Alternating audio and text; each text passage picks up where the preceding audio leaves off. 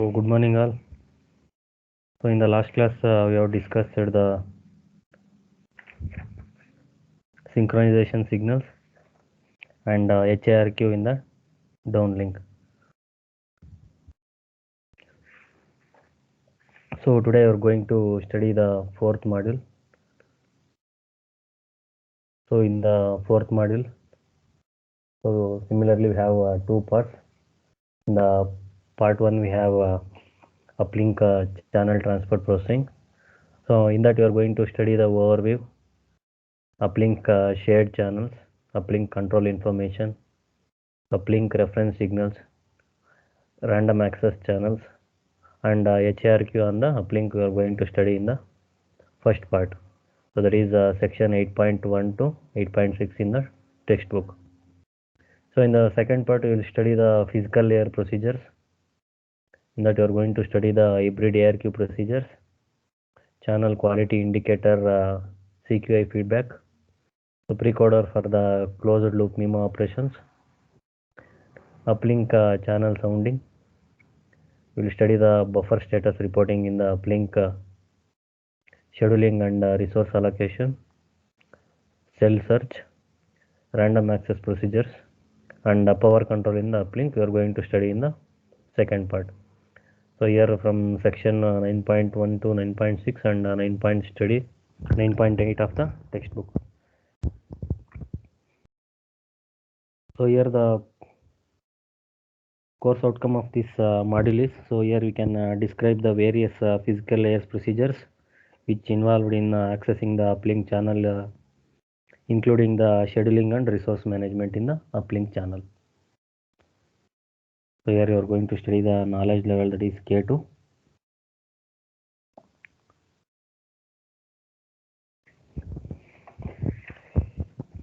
So here we have before going to study the uplink transport channel processing overview. So here there are major differences between the downlink and the uplink in the LTE, which including the different transmission and multiple access schemes and the different types of channel and control information, which results in the different physical layer processing.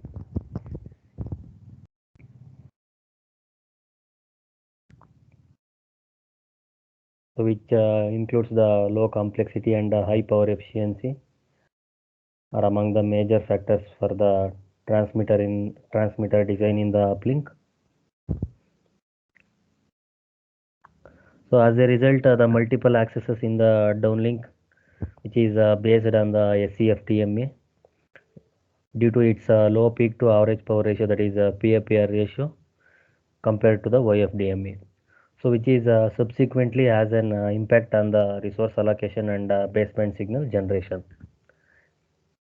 So here due to the SCFDMA nature of the uplink, so here each user equipment can only be allocated contiguous resource blocks, unlike the downlink where each user equipment can be allocated to the non-contiguous resource blocks in order to extract the frequency diversity gain. So here in addition to the uplink only supports a limited number of MIMO modes compared to the downlink channel.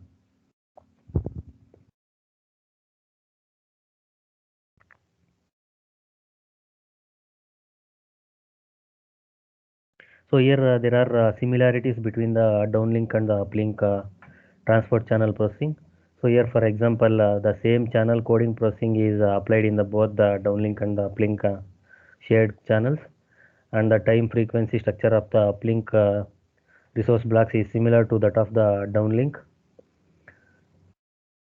So there is also an interactions between the downlink and the uplink transmissions.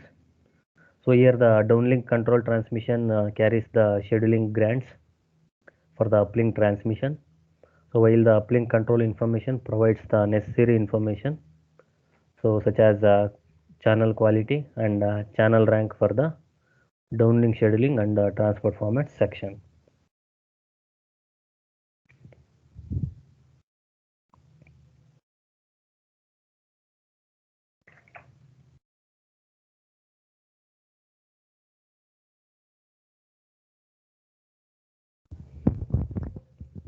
So here we have the uplink transport channel processing overview. So this is so here the transport channel processing in the uplink is very similar to that of the downlink channel. So which can be divided into two distinct steps, that is the channel coding processing and the modulation processing. So here the channel coding processing includes the CRC addition, code block segmentation, channel coding, rate matching, and code block concatenation. So here the modulation processing includes the scrambling, modulation mapper, DFT based pre-coding, resource mapping, and SCFDMA single generation.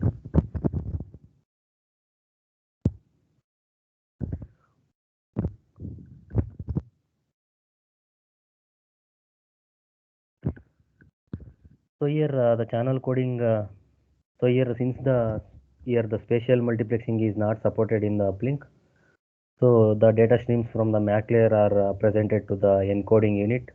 Only one the transport block for every subframe. So here because in the uplink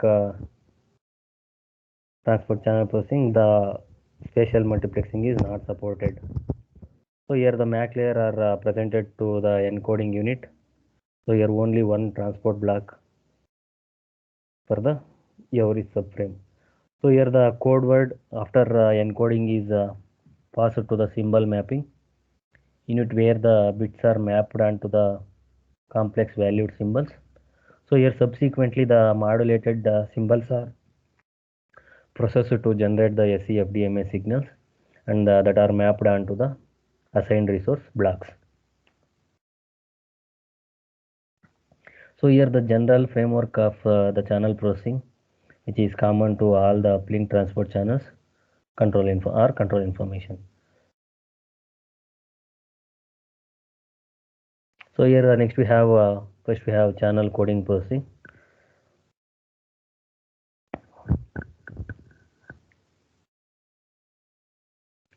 So here the channel coding processing in the uplink includes the CRC addition and code block segmentation. So channel coding and rate matching, and we have code block concatenation.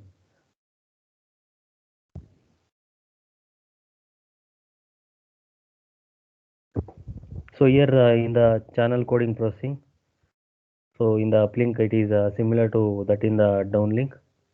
So as it includes, as I told, CRC addition and code block segmentation, channel coding, rate matching, and code block concatenation. So here the usage of the channel coding scheme and the coding rate for the uplink shared channel and the control information, which is specified in these tables. So here first table includes the usage of channel coding scheme and the coding rate for the uplink transport channels. So here we are using the transport channel, that is ULSCH. So you are using the coding scheme as a turbo coding. So the coding rate is 1/3. So here the same turbo encoder used for the downlink shared channel is also used for the uplink shared channel. So here for the control information, so the channel coding scheme depends upon the type of the control information and also on the type of the physical channel which carries the control information. So here unlike the downlink, the control information in the uplink can be mapped either to the physical uplink shared channel, that is PUSCH, or the physical uplink control channel, that is PUCCH. So here the table to indicate the usage of the channel coding scheme and the coding rate for the uplink control information. So here the control information you are using is uplink control information, that is UCI. So the coding scheme we are using is block coding as well as trail bitting convolution coding. So here in the coding rate used for the block coding is variable. So for the trail bit convolution coding, the coding rate will be 1/3.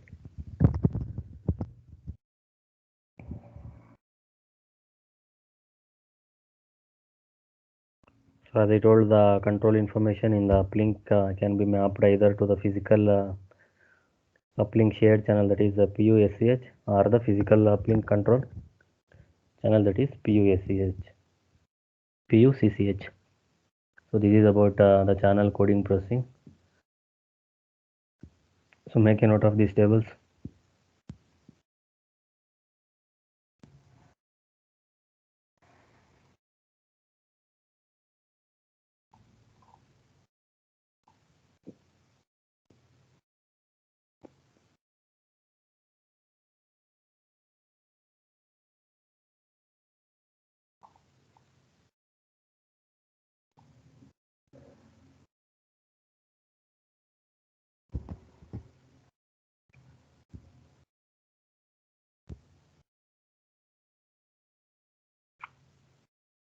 ಅರ್ಥ ಆಗ್ತಿದೆಯಾ ಎಲ್ಲರಿಗೂ? Whether you people are understanding or not?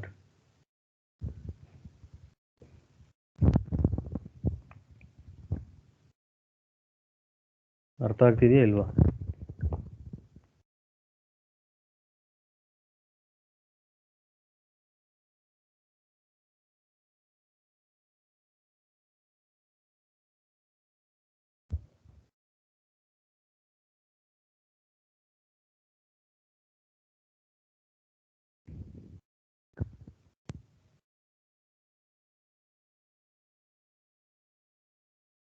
Make a note of this black diagram also.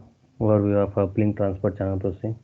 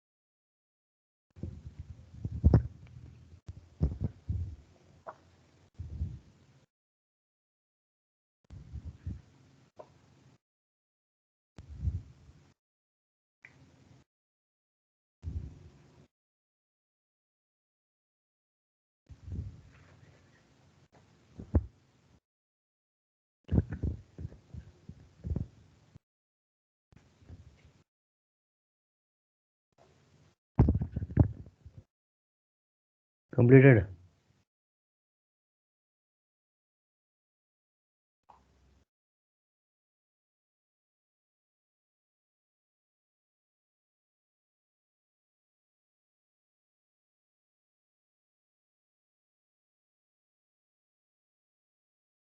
So next we have modulation processing.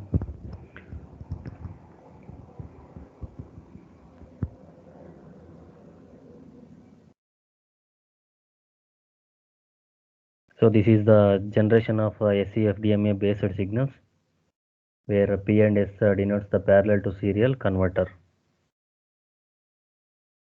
So here in the modulation processing, so here for the modulation in the uplink channel, so here the various steps such as scrambling and modulation mapping are done in the same way as in the downlink channel. So here unlike the downlink, in the uplink, user specific scrambling is applied in order to randomize the interference.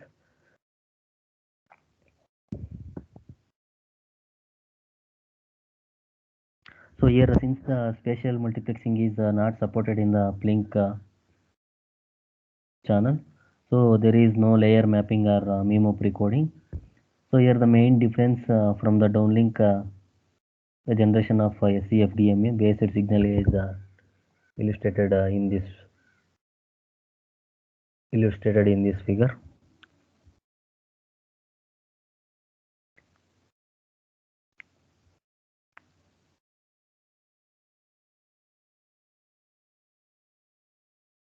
So here the generation of SCFDMA based signal is illustrated. So here in the first step, so the DFT based precoding is applied. There you can look at this, the DFT based precoding is applied to the block of complex valued modulation symbols, which transforms the time domain signal into the frequency domain. So here in the LTE, the DFFT size is constrained to be products of the integers 2, 3, and 5.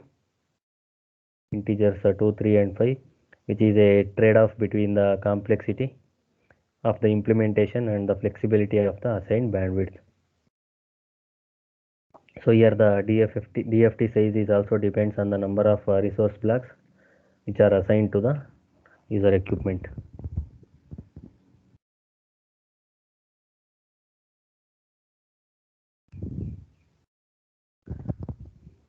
So here the DFT based precoding is applied to the block of complex value modulation symbols, which transforms the time domain signal into the frequency domain. So here in the LTE, the DFT size is constrained to be products of the integers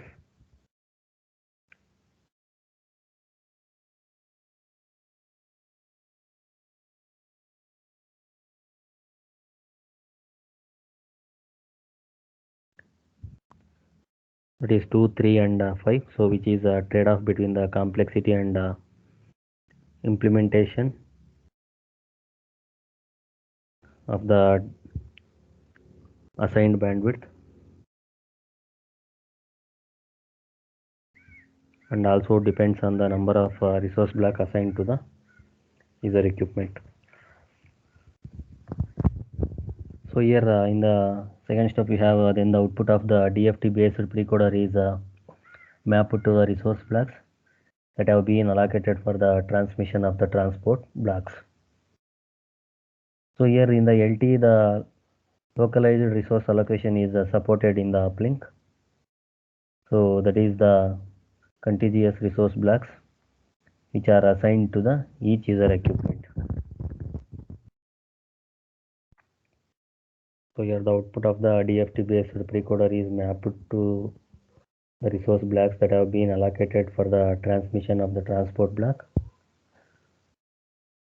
So in the LTE, only the localized resource allocations is supported in the uplink, that is contiguous resource blocks which are assigned to the each user equipment. So here the baseband signal SLFT in the SCFDMA symbol, that is L in the uplink slot is defined by. I will share the white screen. You can make a note of that equation.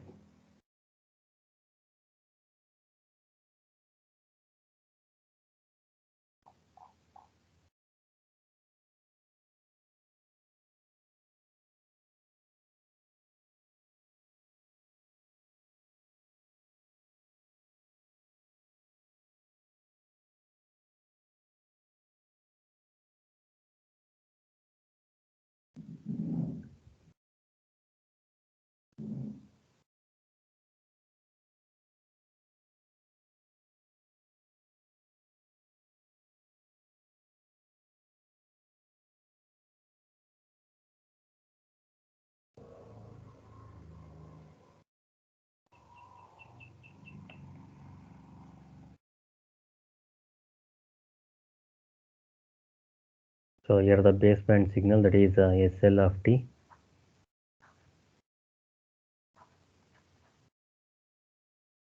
In the SCFDMA symbol, that is L in the uplink is defined as, that is SLFT is equal to,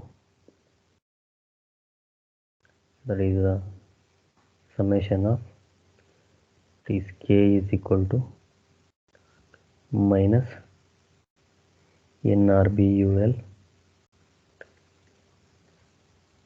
into NSC RB by 2. It is RB by 2.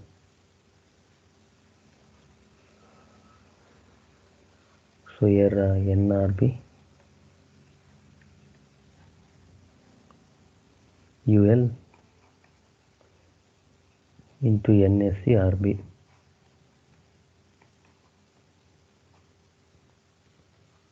by 2 into AK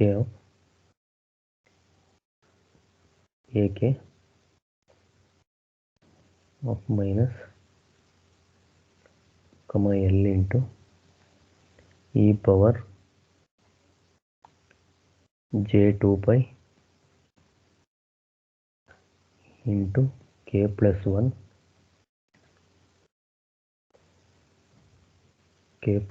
by 2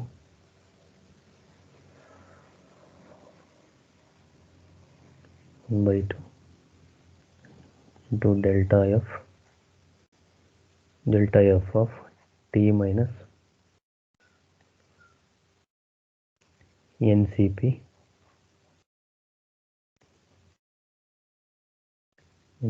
comma LTS.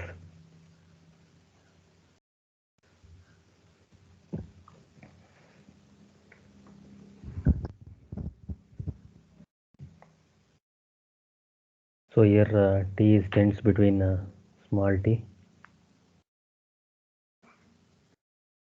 that is 0 less than or equal to t, and less than, that is NCP comma L plus n into TS.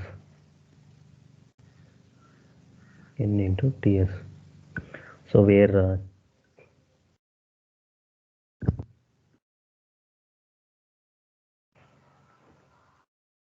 k power minus is equal to k plus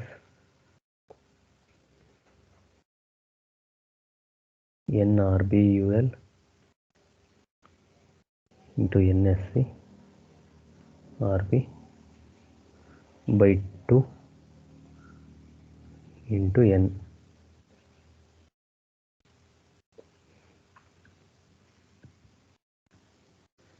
Sorry, by 2, that's it, not n. So where capital N is the FFT size.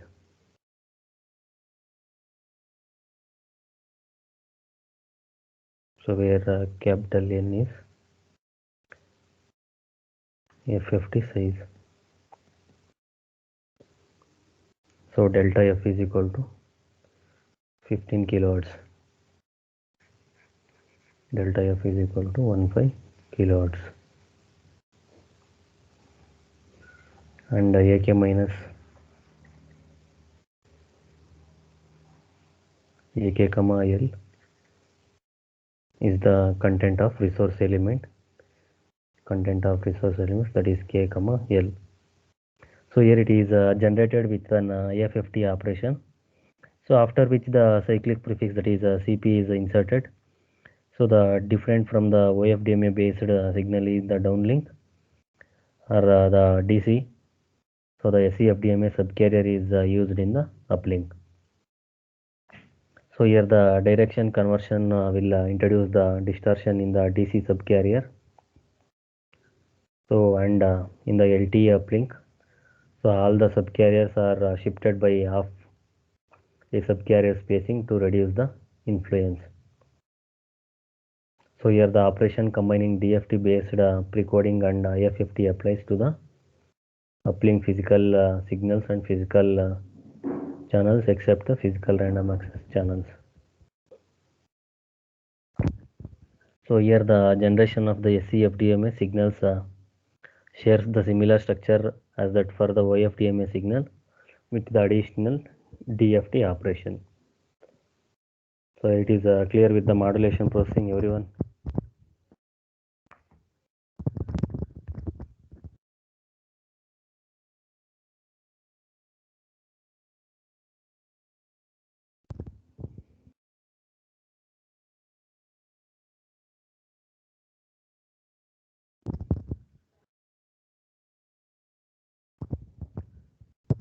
Everyone understood? ಅರ್ಥ ಆಯ್ತಾ ಎಲ್ಲರಿಗೂ? Yes or no?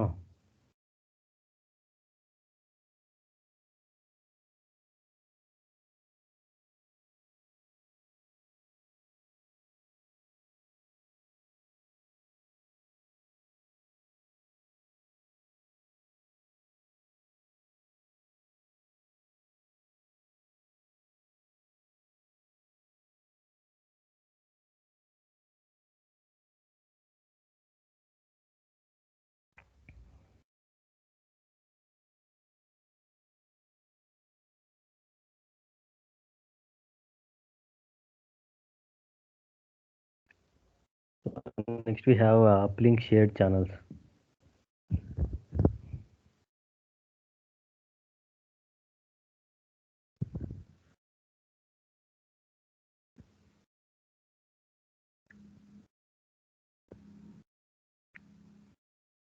So here in this section we will describe the transport channel processing for the uplink shared channels, that is ULSCH.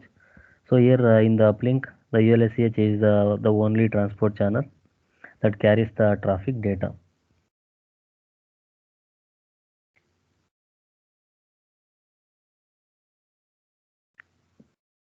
So here the transport channels can also be used to transfer the control signals for the higher layers.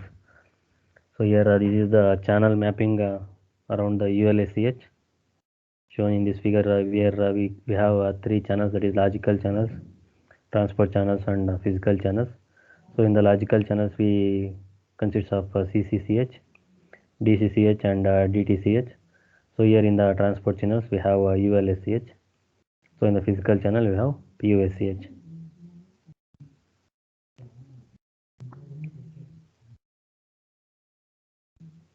So here the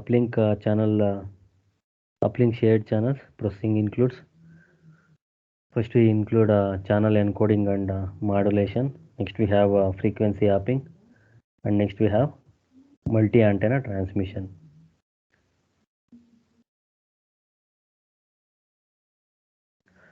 So here in the channel encoding and modulation.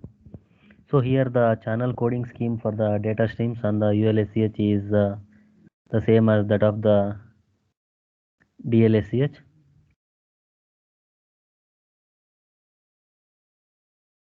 So here a rate, that is 1/3 turbo encoder, is used to encode the transport blocks. So here the effective code rates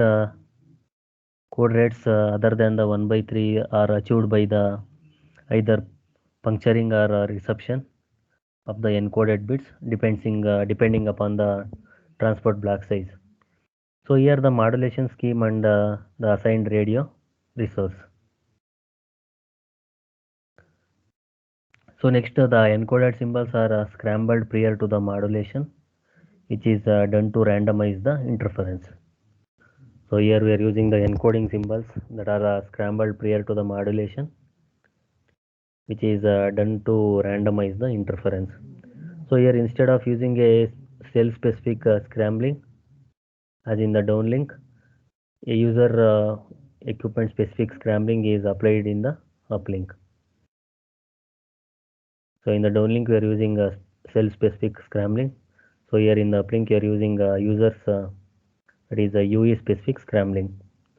So here the ULSCH is mapped to the PUSCH, which supports the QPSK, 16 QAM and 64 QAM modulation schemes. So the QPSK and 16 QAM modulation schemes are mandatory, and which will support for the 64 QAM modulation is optional and depends on the user equipment capability. So here the ULSCH is mapped to the PUSCH channel, which supports the QPSK, 16 QAM and 64 QAM modulation schemes. So here the QPSK and 16 QAM modulation schemes, which are mandatory, and support for the 64 QAM modulation, which is optional and depends on the UE capability. So here the modulation order the redundancy versions of for the channel coding of the HARQ protocol are contained in the 5-bit modulation and coding schemes and the redundancy version of field, that is IMCS, in the downlink control information DCI, which is carried on the PDSCH with format 0.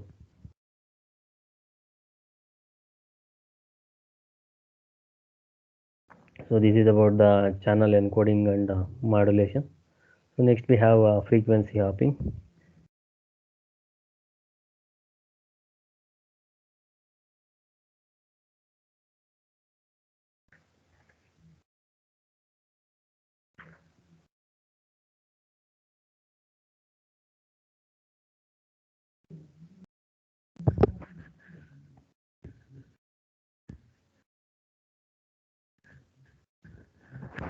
So here in the frequency hopping, so the resource mapper maps the complex valued modulation symbols in sequence onto the physical resource blocks which are assigned for the transmission of PUSH channel. So here in the LTE, only the localized resource allocations is supported in the downlink due to its robustness to frequency offset compared to the distributed resource allocation. So here the localized resource allocations also retains the single carrier property in the uplink transmission. So here as a consequence, there is a very little frequency diversity gain in the frequency hopping. So on the contrary, in the downlink, so it is possible to allocate the disjoint steps of the resource blocks to a user equipment to extract some frequency diversity gain. So here the LTE supports the frequency hopping on the PUSH, which will provide the additional frequency diversity gain in the uplink. So here the frequency hopping can provide the interference averaging when the system is not 100% loaded.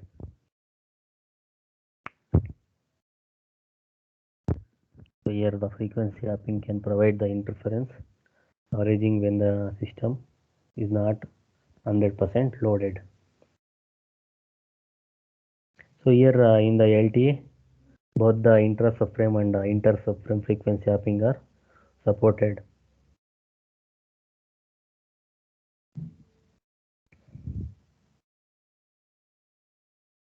So in the intra-subframe mapping, so the user equipment opts the another frequency allocation from one slot to the another within the same subframe. So what will happen in the intra-subframe mapping? So here the user equipment opts the another frequency allocation from one slot to the another within the same subframe. So as well as in the inter-subframe mapping, so the frequency allocation changes from one subframe to the another. So here the higher layer determines the hopping is inter subframe or intra and inter subframe. So in general, the intra subframe mapping provides the higher frequency diversity gain. So since this gain can be extracted over a single HARQ transmission.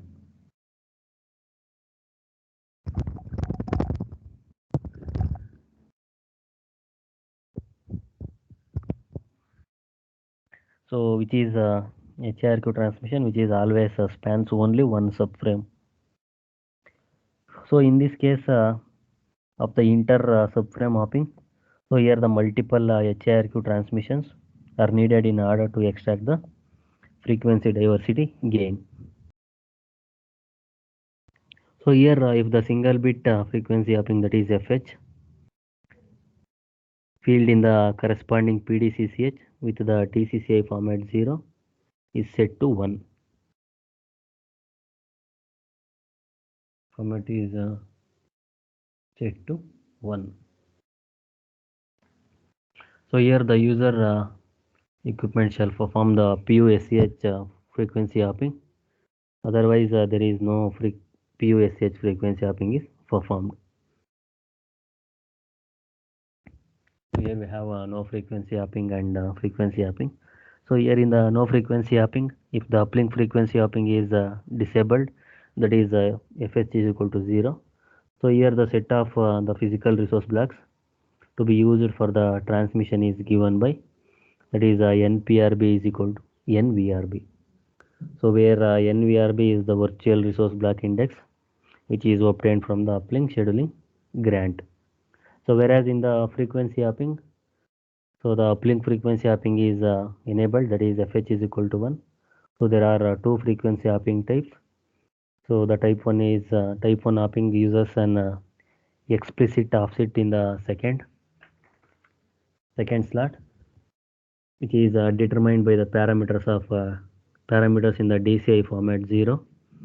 So in the type 2 hopping, so the set of the physical resource blocks to be used for the transmission, which is given by the scheduling grant together with a predefined hopping pattern. So here the user equipment first determines the allocated resource blocks after applying all the frequency hopping rules, and then the data is mapped onto these resources. So this is about frequency hopping. So everyone clear with the channel encoding modulation and frequency hopping? Everyone understood? ಅರ್ಥ ಆಯ್ತು ಎಲ್ಲರಿಗೂ?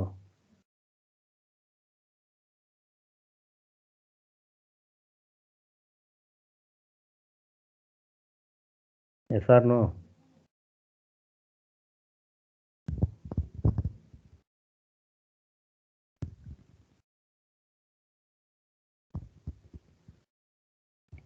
Understood or not?